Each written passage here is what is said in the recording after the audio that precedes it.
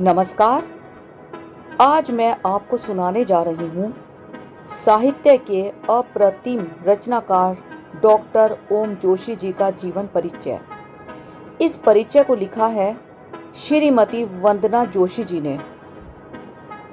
अप्रतिम रचनाधर्मी डॉक्टर ओम जोशी संस्कृति, साहित्य और परंपराओं की दृष्टि से हमारा भारतवर्ष विश्व का सर्वाधिक समृद्ध देश है और यहाँ की रचनाधर्मिता से समग्र विश्व विस्मित भी है, हतप्रभ भी है और आश्चर्य निमग्न भी है। हमारे देश का समग्र अवतरित और विरचित साहित्य अलौकिक और लौकिक दोनों भागों में विभक्त है।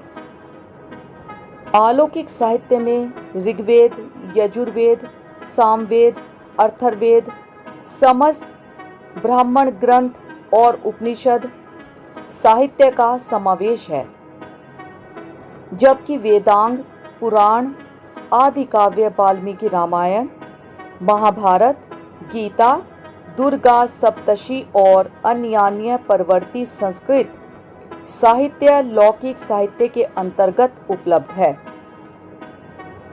परवर्ती साहित्य में भी कालिदास साहित्य का अपना विशेष गौरवमय स्थान रहा है। विश्व कवि कालिदास एकमात्र ऐसे भारतीय अनुपम रचनाधर्मी रहे हैं जिन्होंने न केवल भारत अपितु विश्व परिधि का संस्पर्श किया है। कहना न होगा कि विश्व कवि कालिदास का साहित्य लौकिक होते हुए भी पाठकों को, अंधेताओं को अलौकिक अनुभव देता है। डॉक्टर ओम जोशी भारत के एकमात्र ऐसे रचनाकार हैं जिन्होंने महत्वपूर्ण भारतीय साहित्य का प्रामाणिक दोहा रूपांतरण भी किया है, मौलिक और मानक रचना क्रम भी किया है और मध्य प्रदेश के मालवा क्षेत्र की मालवी बोली में विलक्षण और विपुल साहित्य सृजन भी किया है। विश्व के आद्य ग्रंथ ऋग्वेद का आपने 22,916 मानक दोहों में प्रामाणिक अनुवाद किया है। वाल्मीकि रामायण भारतीय लौकिक साहित्य का प्रथम अवतरित और प्रामाणिक ग्रंथ सर्वानुभूति से स्वीकारा गया है। आपने वाल्मीकि रामायण का प्राय 28,000 दोहों में अनुवाद किया है और यह अनुवाद रामगाथा शीर्षक से 4 खंडों में प्रकाशित भी है। विश्व की सबसे लंबी कविता जय काव्य अर्थात महाभारत मानी गई है। इसमें 1,00,000 संस्कृत श्लोक हैं। यह अत्यंत आश्चर्यजनक संदर्भ है कि डॉक्टर जोशी ने मात्र 3 वर्षों की समयावधि में ही जय गाथा शीर्षक से वृद्ध महाभारत को नूतन रूपाकार भी दिया है और 2,98,000 से भी अधिक दोहों में प्रकल्पित भी। इतना ही नहीं, आपने श्रीमद्भागवत महापुराण का 42,000 से भी अधिक दोहों में रूपांतरण किया है। यह आपका अनूठा साहित्यिक प्रयास है। इतना ही नहीं, आपने श्रीमद् भगवत गीता और दुर्गा सप्तशती जैसे ग्रंथ रत्नों का भी जूं का तू मानक मौलिक दोहा अनुवाद भी किया है और ये दोनों अनुवाद श्रीमद् भगवत गीता हिंदी दोहा प्रस्तुति और शक्ति गाथा शीर्षकों से स्वतंत्र रूप से प्रकाशित है। आपने विश्व कवि कालिदास की 7 संस्कृत रचनाओं का भी जूं का तू बोधगम्य और भावपूर्ण रूपांतरण किया है। विश्व कवि कालिदास की सभी 7 संस्कृत रचनाओं को एक साथ अनुदित करने वाले आप एकमात्र भारतीय रचनाकार हैं। मौलिक रचना क्षेत्र में डॉक्टर ओम जोशी ने अनेकानेक गीत, गजल, बाल गीत, कविताओं, मुक्तकों, भजनों और बीसियों चालीसाओं का प्रणयन भी किया है। इन चालीसाओं में 4 चालीसाएं प्रकाशित भी हैं। निर्भर, आकाश और सर्वोपरि भारत रहे आपके 2 अति विशिष्ट दोहा संग्रह और विश्व मंच पर धरा आशीष ही देगी, लहराते सागर और दिव्य स्वर्ग तक आपके 4 विशेष मुक्तक संग्रह भी प्रकाशित हैं।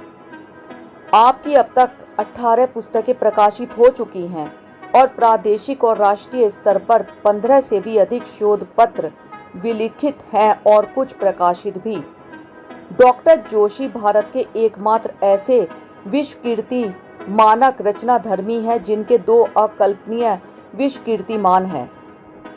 प्रथम है 6 लाख से अधिक दोहों का प्रणयन और दूसरा कीर्तिमान है 50,000 से भी अधिक मानक मौलिक मुक्तकों का सृजन।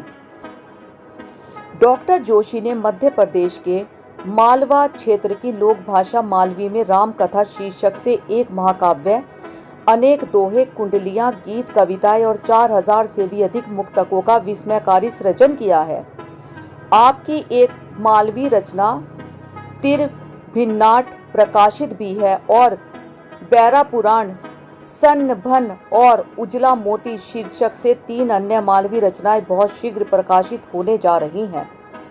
देव भाषा संस्कृत में आपकी 2 कृतियां, 200 से अधिक कविताएं और विविध छंद भी प्रकल्पित हैं। शनि चालीसा शीर्षक से आपकी एक रचना विशेष को सुप्रसिद्ध पार्श्व गायक शंकर महादेवन ने स्वर भी दिया है। डॉक्टर ओम जोशी ने महत्वपूर्ण प्राचीन भारतीय संस्कृत साहित्य का हिंदी भाषा में प्रामाणिक दोहा रूपांतरण विशेषतः इसलिए किया है कि प्राचीन भारतीय साहित्य में अभिरुचि रखने वाले विश्व के समस्त अध्येता विश्व के विभिन्न देशों में बसे अप्रवासी भारतीय और हिंदी भाषा के माध्यम से भारतीय प्राचीन साहित्य की विराटता से सम्यक्ता परिचय के इच्छुक प्राचीन भारतीय साहित्य की महत्ता से अवगत हो सकें, क्योंकि हिंदी विश्व की सर्वाधिक बोली जाने वाली और व्यवहार में आने वाली दूसरी भाषा है। डॉक्टर ओम जोशी का समग्र लेखन सकारात्मक है, पारंपरिक है, आशावादी है और संप्रेरक तो है ही, चाहे वह रूपांतरण हो, मानक, मौलिक और स्वरचित साहित्य हो अथवा लोक भाषा परक सृजन। डॉक्टर जोशी का प्रथम और अंतिम काव्य लक्ष्य ही भारतीय साहित्य का विश्वव्यापी प्रचार प्रसार है और इसके लिए आप कटिबद्ध भी हैं, प्रतिबद्ध भी हैं और शुभ संकल्पित भी। धन्यवाद।